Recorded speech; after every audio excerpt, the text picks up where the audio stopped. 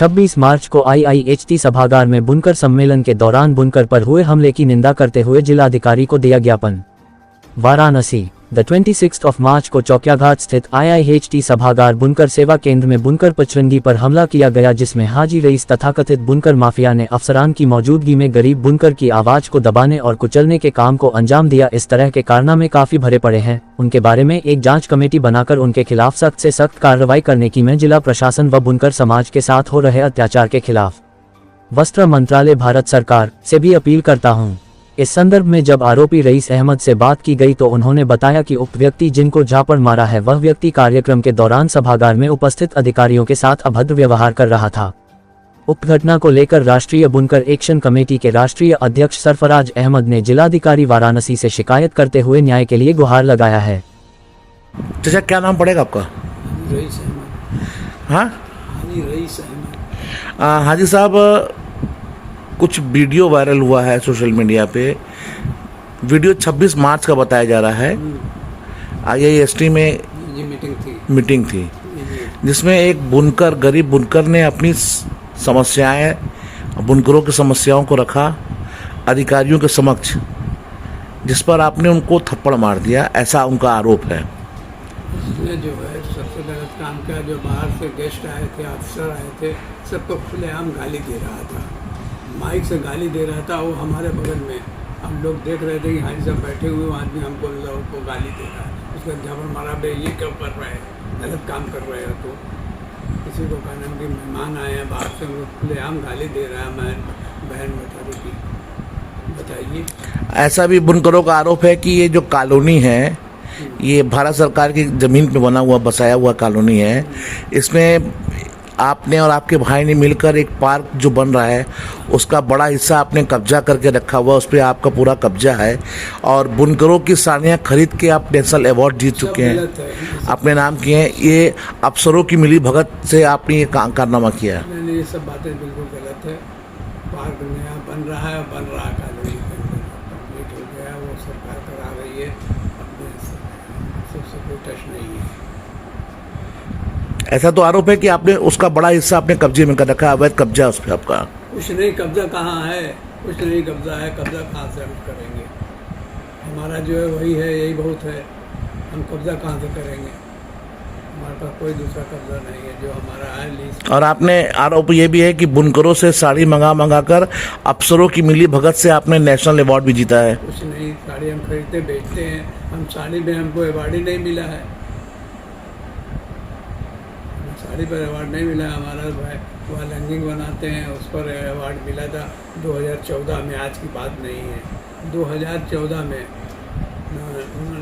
मोदी जी ने हमको संत कबीर अवार्ड पुरस्कार किया था 2014 में। क्या ऐसा मामला पड़ गया कि आपको थप्पड़ मारना पड़ा? उसको गाली दे रहा था, वो ओपन था उसे ऑफिसर को।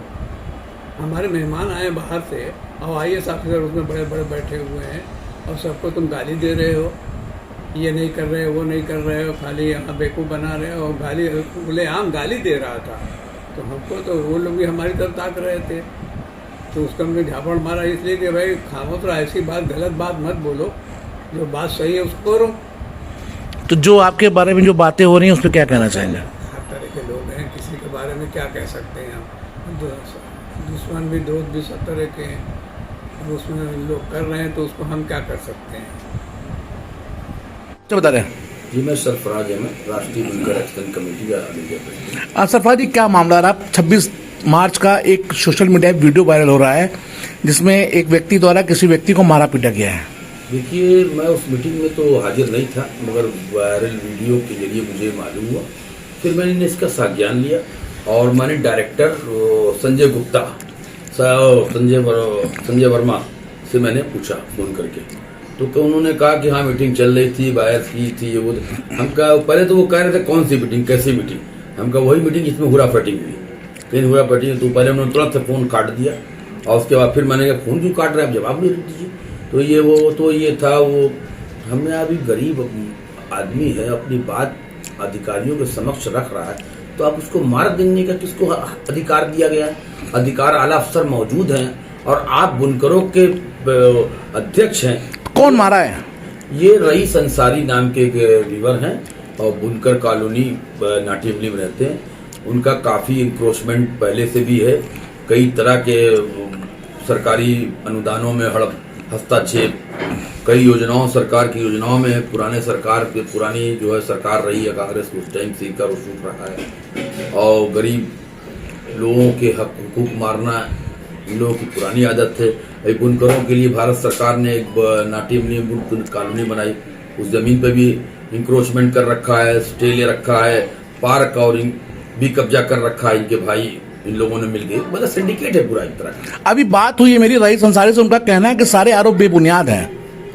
नहीं, आरोप बेबुनियाद, इसकी आप जांच, अब जिला उद्योग और हैंडलूम डिपार्टमेंट रथ यात्रा है पर है ऑफिस, वहां पूछ लीजिए कि जमीन और आरटीआई। और मारने की बात पे जब पूछा गया तो उनका कहना है कि वो जो व्यक्ति रहा जिसको उन्होंने झापड़ मारा, वो मारने के बाद स्वीकारते हैं। उनका कहना है कि वो भद्दी गालियां पकड़ता है। देखिए, वो एक जिम्मेदार नेता रहा है पूर्व का, ठीक है, उसकी कंडीशन और उसके हालात अच्छे नहीं है, कपड़े साइज हो सकता है कि मैले कुचेले हो सकते हैं, मगर एक समाज है, संविधान है, हमको सबको बराबरी का, और आला अफसर सबकी बात सुनने के लिए बैठा है। और एक मीटिंग सेमिनार हो रही है और बुनकरों के विकास के लिए हो रही है, उसमें बुनकर की सहभागिता सिर्फ एक पक्ष की होना, ये कहाँ तक का न्याय है? और ये आदमी क्या राइट रखता है, क्या हक रखता है कि उसकी आवाज दबाए कुछ लगने के लिए वहां पे सरेआम और भरी सभा में समक्ष अधिकारियों के, और WSC जो बुनकर सेवा केंद्र है, उस सेवा केंद्र में उसको सेवा मिल रही लपड़ खाने की। तो क्या मांग करते हैं सरकार प्रशासन से?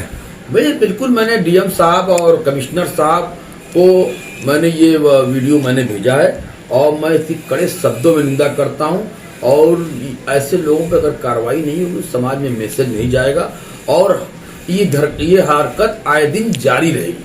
जो भी आवाज उठाएगा वो इसी तरह से दबा उछला जाएगा। तो मैंने कहने का मतलब है कि हर आदमी को अपना पक्ष रखने का हक है, चाहे वो बड़े बुनकर हो, चाहे छोटा बुनकर हो, चाहे वो किसी भी क्षेत्र का हो, अपनी बात रख सकता है। आप अपनी तथ्यों से बात रख के उनको अपने पक्ष में ला सकते हैं, यही हो सकता है। मार के नहीं तो ला सकते ना, डरा के तो नहीं ला सकते। मैं इसी के साथ आपके साथ धन्यवाद।